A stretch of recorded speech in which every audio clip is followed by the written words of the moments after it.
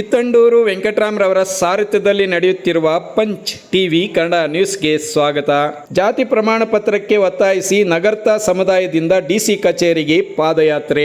ನಗರ್ತಾ ನಾಮಧಾರಿ ಅಯೋಧ್ಯ ವೈಶ್ಯ ಸಮುದಾಯಕ್ಕೆ ಜಾತಿ ಪ್ರಮಾಣ ಪತ್ರ ಕೊಟ್ಟು ಸರ್ಕಾರಿ ಸೌಲಭ್ಯಗಳನ್ನು ಪಡೆಯುವಂತೆ ಅವಕಾಶ ಮಾಡಿಕೊಡಬೇಕೆಂದು ಒತ್ತಾಯಿಸಿ ಕೋಲಾರ ನಗರದ SNR ವೃತ್ತದಿಂದ ಡಿಸಿ ಕಚೇರಿವರೆಗೆ ನೂರಾರು ಸಮುದಾಯದ ಜನರು ಪಾದಯಾತ್ರೆ ಕೈಗೊಂಡು ಜಿಲ್ಲಾಧಿಕಾರಿಗಳ ಮೂಲಕ ಸರ್ಕಾರಕ್ಕೆ ಒತ್ತಾಯ ಪತ್ರವನ್ನು ಸಲ್ಲಿಸಿದರು. ಇನ್ನು ADC ಮಂಗಳರವರು ಮನವಿ ಪತ್ರವನ್ನು ಸ್ವೀಕರಿಸಿ ಸರ್ಕಾರಕ್ಕೆ ಸದರಿ ಈ ಪ್ರಸ್ತಾವನೆಯನ್ನು ಕಳಿಸಿಕೊಡುವುದಾಗಿ ತಿಳಿಸಿದರು. ಇನ್ನು ಈ ಪ್ರತಿಭಟನೆಯಲ್ಲಿ ನಗರ್ತಾ ಸಮುದಾಯದ ಮುಖಂಡರುಗಳಾದ SA Ram Prakash, Jayaprakash Shetty, Sridhar, Ashok Babu, Anandappa, BK Venkataraju, BC Sridhar, N Mahesh, Narayana Shetty, CV Narayana, KS Amaresh, Sandeep, ಮೂರ್ತಿ, ಬಾಬು ಹಾಗೂ ಕೋಲಾರ ಜಿಲ್ಲೆ ಎಲ್ಲಾ ತಾಲೂಕುಗಳ ಸಮುದಾಯದ ಮುಖಂಡರುಗಳು ಹಾಜರಿದ್ದರು. Kittandur Venkataram, Punch TV news, Kolar. ಹೌದು, ಅದು ಗೊತ್ತಿದೆ ನಮಗೆ. ಈಗ ಅಪ್ಲಿಕೇಶನ್ ಹಾಕ್ತೀವಿ, ಯಾಕೆ ರಿಜೆಕ್ಟ್ ಮಾಡ್ತಾರೆ ಅಂದ್ರೆ ನಿಮ್ಮದು ಜಾತಿ ಇಲ್ಲ, RD ನಂಬರ್ ಕೇಳ್ತಾರೆ.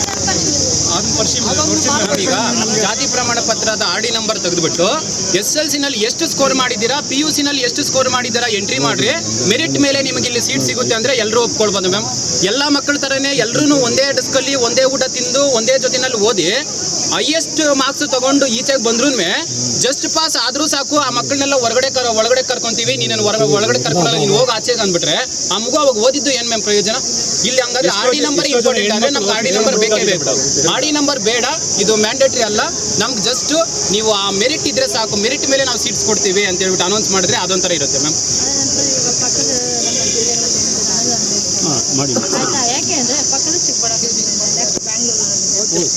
ಅಂದ್ರೆ ಎಲ್ಲೂ ಕೊಟ್ಟಿಲ್ಲ ಮ್ಯಾಮ್. ನಾವು ರಾಮನಗರದಲ್ಲಿ ಓದಿದ್ದೀನಿ, ಬೆಂಗಳೂರಲ್ಲಿ ಓದಿದ್ದೀನಿ, ಎಲ್ಲ ಕಡೆ ಹೊರಗಡೆ ಹಾಕಿದ್ದಾರೆ.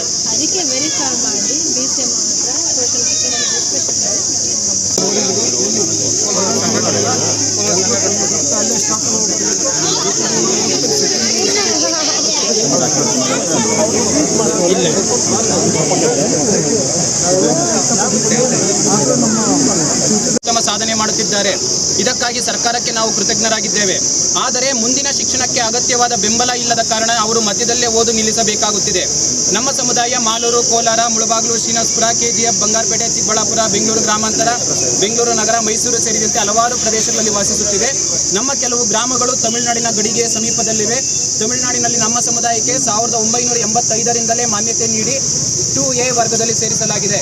ಆಂಧ್ರ ಪ್ರದೇಶದಲ್ಲಿಯೂ ನಮ್ಮ ಸಮುದಾಯಕ್ಕೆ ಮಾನ್ಯತೆ ಮತ್ತು ಸೌಲಭ್ಯಗಳಿವೆ.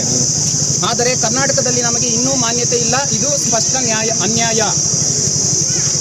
ನಮ್ಮ ಸಮುದಾಯದ ಜನಸಂಖ್ಯೆ ಭಾರತದಲ್ಲಿ ಸುಮಾರು 1.5 ರಿಂದ 2 ಲಕ್ಷ ಇರುತ್ತದೆ. ಕರ್ನಾಟಕದಲ್ಲಿ 12,000 ಜನರು ಇದ್ದಾರೆ. ಇಷ್ಟು ಜನಸಂಖ್ಯೆ ಇದ್ದರೂ ನಮ್ಮ ಸಮುದಾಯ ಇನ್ನೂ ಗುರುತಿಸದ ಸ್ಥಿತಿಯಲ್ಲಿ ಇರುವುದೇ ವಿಷಾದನೀಯ. ನಿರಂತರ ನಿರ್ಲಕ್ಷ್ಯದಿಂದ ನಮ್ಮ ಸಮುದಾಯದಿಂದ ಒಬ್ಬರು IAS, IPS, KS ಹುದ್ದೆಗಳಿಗೆ ಹೋಗಿಲ್ಲ. MLA ಅಥವಾ MP ಮಟ್ಟದಲ್ಲಿಯೂ ಪ್ರತಿನಿಧಿತ್ವ ಇಲ್ಲ. ದೇಶಕ್ಕೆ ಅನ್ನ ನೀಡುವ ರೈತರಾಗಿದ್ದರೂ ಅವರ ಮಕ್ಕಳಿಗೆ ಮೂಲಭೂತ ಶಿಕ್ಷಣ ಸೌಲಭ್ಯವೂ ಸಿಗುತ್ತಿಲ್ಲ. ಇದು ಕೇವಲ ಆಡಳಿತಾತ್ಮಕ ಸಮಸ್ಯೆ ಇಲ್ಲ, ಇದು ನಮ್ಮ ಮೂಲಭೂತ ಹಕ್ಕುಗಳಿಗೆ ಸಂಬಂಧಿಸಿದ ವಿಷಯ. ಸಮಾನ ಪರಿಸ್ಥಿತಿಯಲ್ಲಿರುವವರಿಗೆ ಸಮಾನ ಅವಕಾಶ ನೀಡಬೇಕು ಎಂಬುದು ನ್ಯಾಯ. ಆದರೆ ನಮ್ಮ ಸಮುದಾಯವನ್ನು ಬೇರೆ ರಾಜ್ಯಗಳಲ್ಲಿ ಗುರುತಿಸಿ ಸೌಲಭ್ಯ ನೀಡಿದರೂ ಇಲ್ಲಿ ನಮಗೆ ನಿರಾಕರಣೆ ಮಾಡಲಾಗುತ್ತಿದೆ. ಇದು ಸ್ಪಷ್ಟವಾಗಿ ಸಮಾನತೆಯ ಉಲ್ಲಂಘನೆ. ಮಾನವೀಯ ಬದುಕಿನ ಹಕ್ಕು ಎಂದರೆ ಗೌರವದಿಂದ ಬದುಕುವುದು, ಶಿಕ್ಷಣ ಪಡೆಯುವುದು ಮತ್ತು ಜೀವನ ಮಟ್ಟವನ್ನು ಸುಧಾರಿಸುವುದು. ಆದರೆ ಜಾತಿ ಪ್ರಮಾಣ ಪತ್ರದ ಕೊರತೆಯಿಂದ ನಾವು ಈ ಎಲ್ಲ ಅವಕಾಶಗಳಿಂದ ವಂಚಿತರಾಗಿದ್ದೇವೆ. ಇದರಿಂದ ನಮ್ಮ ಸಮುದಾಯ ದಾರಿದ್ರ್ಯ ಮತ್ತು ಹಿಂದುಳಿದ ಸ್ಥಿತಿಯಿಂದ ಹೊರಬರಲು ಸಾಧ್ಯವಾಗುತ್ತಿಲ್ಲ. ನಮಸ್ತೆ, ನನ್ನ ಹೆಸರು ವೆಂಕಟೇಶ್ ಅಂತ. ನಮ್ಮ ಒಂದು ಜಾತಿಯ ಒಂದು ಕುಲದ ಹೆಸರು ಅಯೋಧ್ಯ ವೈಶ್ಯ ನಾಮಧಾರಿ ನಗರ್ತಾ ಅಂತ ಅಂದ್ಬಿಟ್ಟು. ಸೊ ನಾವು ಒಂದು ಕೋಲಾರ, ಚಿಕ್ಕಬಳ್ಳಾಪುರ, ಬೆಂಗಳೂರು ಗ್ರಾಮಾಂತರ, ಬೆಂಗಳೂರು ನಗರದಲ್ಲಿ ಈ ಒಂದು 4 ಜಿಲ್ಲೆಯಲ್ಲಿ ವಾಸ ಮಾಡ್ತಿದ್ದಾರೆ. ಅದೇ ಥರ ನಮ್ಮ ಒಂದು ಜನಾಂಗಕ್ಕೆ ಸಂಬಂಧಪಟ್ಟಂಥವರು ಕರ್ನಾಟಕ, ತಮಿಳುನಾಡು, ಆಂಧ್ರ ಪ್ರದೇಶದಲ್ಲೂ ಸಹ ವಾಸ ಮಾಡ್ತಿದ್ದಾರೆ. ನಮ್ಮ ಒಂದು ಪ್ರಮುಖ ಬೇಡಿಕೆಗಳು ಏನಪ್ಪ ಅಂದರೆ, ಸೊ ನಮಗೆ ನಮ್ಮ ಸರ್ಕಾರ ತಮಿಳುನಾಡು, ಆಂಧ್ರ ಪ್ರದೇಶ ಕೊಟ್ಟಿರೋ ಥರ ನಮಗೊಂದು ಜಾತಿ ಪ್ರಮಾಣ ಪತ್ರನ ನಮ್ಮ ಕರ್ನಾಟಕ ಸರ್ಕಾರ ನಮಗೆ ಕೊಡಬೇಕು ಅನ್ನೋದಷ್ಟೇ ನಮ್ಮ ಒಂದು ಪ್ರಮುಖವಾದ ಬೇಡಿಕೆ ಆಗಿರುತ್ತದೆ. ಯಾಕೆ ನಾವು ಈ ಬೇಡಿಕೆನ ತುಂಬ ಪ್ರಾಮುಖ್ಯವಾಗಿ ಇಡ್ತಾ ಇದ್ದೀವಿ ಅಂದರೆ, ಇವತ್ತಿನ ದಿನದಲ್ಲಿ ಸರ್ಕಾರದ ಒಂದು ಮಟ್ಟದಲ್ಲಿ ಯಾವುದೇ ಒಂದು ಸಣ್ಣ ಮಟ್ಟದ ಅಪ್ಲಿಕೇಶನ್ ಹಾಕಬೇಕಾದ್ರೂ ಈ ಒಂದು ಕ್ಯಾಸ್ಟ್ ಸರ್ಟಿಫಿಕೇಟ್ ಅನ್ನೋದು ಆ ಒಂದು RD ನಂಬರ್ನ ಎಂಟ್ರಿ ಮಾಡಿ ಅಂತ ಹೇಳ್ಬಿಟ್ಟು ಸಿಸ್ಟಮ್ ಕೇಳುತ್ತೆ. ಸೊ ಬಟ್ ನಾವು ಕರ್ನಾಟಕದಲ್ಲಿ ಏನಿದ್ದೀವೋ ನಾವು ಯಾವುದೇ ಥರ ಒಂದು ಸರ್ಕಾರದ ಒಂದು ಸಣ್ಣ ಪುಟ್ಟ ಅಪ್ಲಿಕೇಶನ್ ಹಾಕೋದಕ್ಕೂ ನಾವು ಇನ್ವ್ಯಾಲಿಡ್ ಆಗ್ತಾ ಇದ್ದೀವಿ. ನಾವೇನು ಒಂದು ಅಪ್ಲಿಕೇಶನ್ ಆಗೋಕ್ಕೆ ಹೋದರೆ ಸೊ ನಾವು ಸ್ಟಾರ್ಟಿಂಗ್ ಸ್ಟೆಪ್ಪಲ್ಲೇ ಅದರಲ್ಲಿ ನೀವು ಎಲಿಜಿಬಲ್ ಅಲ್ಲ ಅಂತ ಹೇಳ್ಬಿಟ್ಟು ನಮ್ಮನ್ನು ಹೊರಗಡೆ ಕಳಿಸ್ತಿದ್ದಾರೆ. ಸೊ ಹಾಗಾಗಿ ನಾವು ಸಾಮಾನ್ಯ ವರ್ಗದಲ್ಲೇ ಹೋಗಬೇಕಾಗೈತೆ. ಸೊ ಯಾರೋ ಬೇರೆ ವರ್ಗದಲ್ಲಿ ಅಥವಾ ನಮ್ಮ ವರ್ಗದಲ್ಲಿ ಯಾರೋ ಶ್ರೀಮಂತರು ಇರೋಂಥವ್ರು ಅವ್ರು ಮಕ್ಕಳಿಗೆ ಯಾವುದೇ ಥರ ಸಮಸ್ಯೆ ಇದ್ದರೆ ಅವರು ದುಡ್ಡು ಕೊಟ್ಟು ಕಳಿಸ್ಬಿಡ್ತಾರೆ. ಬಟ್ ನಮ್ಮಲ್ಲಿ ತುಂಬ ಜನ ಇರೋಂಥದ್ದು ಈ ಒಂದು ರೈತರ ಒಂದು ಕುಟುಂಬಗಳಿಂದ ಬಂದಂಥ ವಿದ್ಯಾರ್ಥಿಗಳು ಇರೋಂಥದ್ದು. ಸೊ ಎಲ್ಲರೂ SSLC PUC ಮುಗಿಸಿದ್ರು ಸಹ ಮುಂದಿನ ಹಂತದಲ್ಲಿ ಒಂದು ಉನ್ನತ ಶಿಕ್ಷಣ ಪಡ್ಕೊಳ್ಬೇಕಾದ್ರೆ ಹೆಚ್ಚಿನ ಒಂದು ಹಣನ ಭರಿಸಬೇಕಾಗಿರೋಂಥ ಒಂದು ಸಮಸ್ಯೆ ಐತೆ ಈ ಒಂದು ಕಾಲದಲ್ಲಿ. ಸೊ ಜಾತಿ ಪ್ರಮಾಣ ಪತ್ರ ಇದ್ದರೆ ಒಂದು ಸ್ವಲ್ಪ ಮಟ್ಟಿಗೆ ಆದ್ರೂ ನಮಗೆ ಒಂದಷ್ಟು ಕನ್ಸೆಷನ್ ಸಿಗುತ್ತೆ ಅನ್ನೋದು. ಇವತ್ತೇನು ಕಾರ್ಯಕ್ರಮ ಇತ್ತು? ಸೊ ಇವತ್ತು ಅದೇ ನಮಗೆ ಜಾತಿ ಪ್ರಮಾಣ ಪತ್ರ ಇನ್ನೂ ಕೊಟ್ಟಿಲ್ಲ, ನಮಗೆ ಮಾನ್ಯತೆ ಅನ್ನೋದೇ ಇಲ್ಲ. ಪ್ರಮುಖವಾಗಿ ಕಾರ್ಯಕ್ರಮ ಮಾಡಿದ್ರಿ. ನಮ್ಮ ಜಾತಿ ಅನ್ನೋ ಪಾದಯಾತ್ರೆ ನಾವು SNR ಸರ್ಕಲ್ ಇಂದ DC ಕಚೇರಿವರೆಗೂ ಈ ಬೇಸಿಗೆ ಟೈಮಲ್ಲಿ ಆದರೂ ಸಹ ನಮ್ಮ ಸಮಸ್ಯೆ ನಾವು ಸುಮಾರು 75 ವರ್ಷಗಳಿಂದ ನಾವು ಸಮಸ್ಯೆ ಅನುಭವಿಸಿದ್ದೀವಿ. ಒಂದು ದಿನ ಆದರೂ ಈ ಒಂದು ಬೇಸಿಗೆನಲ್ಲಿ ನಾವು ಶ್ರೀರಾಮನ ಒಂದು ಯಾತ್ರೆಯ ಮುಖಾಂತರ ನಾವು ನಮ್ಮ ಒಂದು ಮನವಿನ ಕೇಳ್ತೀವಿ ಅಂತಂದ್ಬಿಟ್ಟು ನಮಗೆ ಪ್ರಮುಖವಾಗಿ ನಮ್ಮ ಜಾತಿ ಅನ್ನೋದೇ ಕರ್ನಾಟಕ ಸರ್ಕಾರದ ಲಿಸ್ಟಲ್ಲಿಲ್ಲ.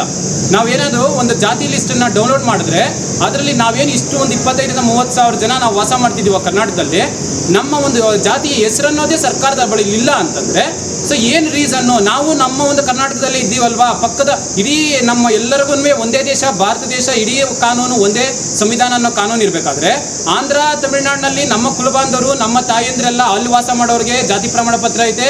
1985ರಿಂದನೇ ಅವ್ರಿಗೊಂದು ಜಾತಿ ಪ್ರಮಾಣ ಪತ್ರ ಕೊಟ್ಟಿರಬೇಕಾದ್ರೆ ನಾವಿಲ್ಲಿ ಸುಮಾರು ವರ್ಷಗಳು ಶತಮಾನಗಳಿಂದ ಇಲ್ಲಿ ವಾಸ ಮಾಡ್ತಾ ಇದ್ರು ನಮ್ಮ ಜಾತಿ ಅನ್ನೋ ಹೆಸರೇ ಸರ್ಕಾರದ ಬಳಿ ಇಲ್ಲ ಅಂತಂದ್ರೆ ನಾವು ಹೇಗೆ? ಪ್ರಮುಖವಾಗಿ ಹಾಸ್ಟೆಲ್ ಸೌಲಭ್ಯ ಬೇಕು. ಯಾಕಂದ್ರೆ ಮುಂದಿನ ಉನ್ನತ ಶಿಕ್ಷಣ ಪಡೆಯೋಕ್ಕೆ ಸಿಟಿಗಳ ಕಡೆ ಹೋಗ್ತಾರೆ, ಅವ್ರಿಗೊಂದು ಹಾಸ್ಟೆಲ್ ಸೌಲಭ್ಯ ಬೇಕಾಗಿದೆ. ನಮ್ಗೆ ಹಾಸ್ಟೆಲ್ ಸೌಲಭ್ಯ ಬೇಕು. ನೆಕ್ಸ್ಟ್ ಅದೇ ತರ ನಮ್ಗೆ ಹಾಸ್ಟೆಲ್ ಆದ್ಮೇಲೆ ಒಂದು ಸ್ಕಾಲರ್ಶಿಪ್ ಬೇಕು. ಯಾರು ರ್ಯಾಂಕ್ ಪಡಿತಾರೆ ಮಕ್ಕಳು ಅವ್ರಿಗೆ ಒಂದು ಸಣ್ಣ ಮಟ್ಟದ ಪ್ರೋತ್ಸಾಹ ಬೇಕು, ಹಾಗಾಗಿ ನಮ್ಗೆ ಬೇಕು.